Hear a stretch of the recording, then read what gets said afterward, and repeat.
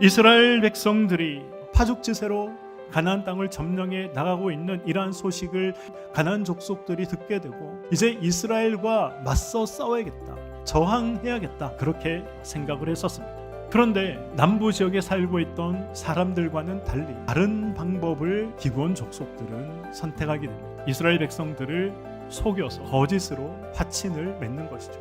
여호수아가 속아 넘어간 것은 다른 것이 아니죠.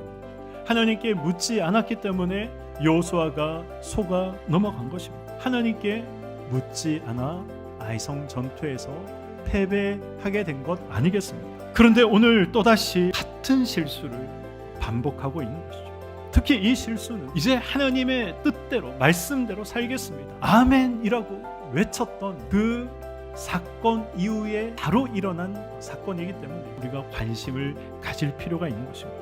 믿음이 무엇입니까? 눈에 보이지 않는 하나님께 간구하고 물어보고 여쭤보고 결정하는 것, 그것이 믿음 아니겠습니까?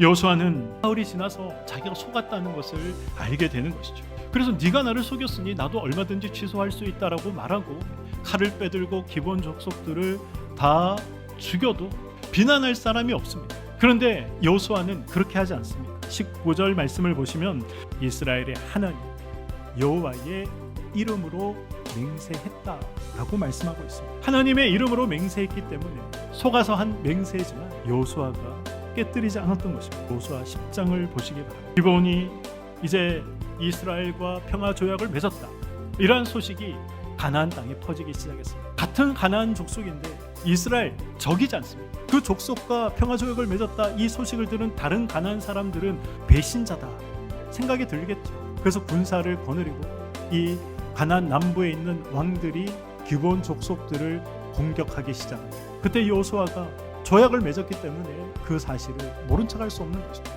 그리고 군사를 이끌고 가서 그들과 대신 싸우기 시작합니다. 태양과 달이 멈추게 되는 그 사건이 바로 이때 일어나게 되는 것이죠.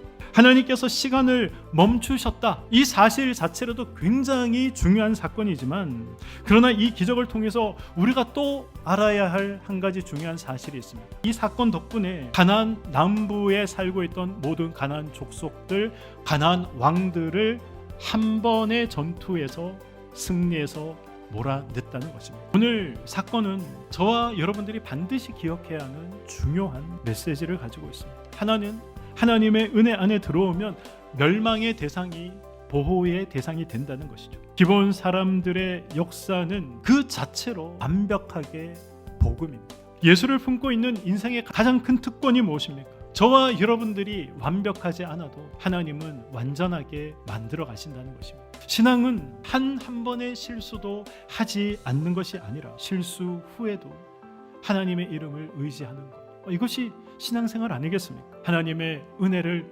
만나 기적이 되는 이 은혜의 체험들이 우리 모두에게 있기를 주님의 이름으로 간절히 축원드립니다.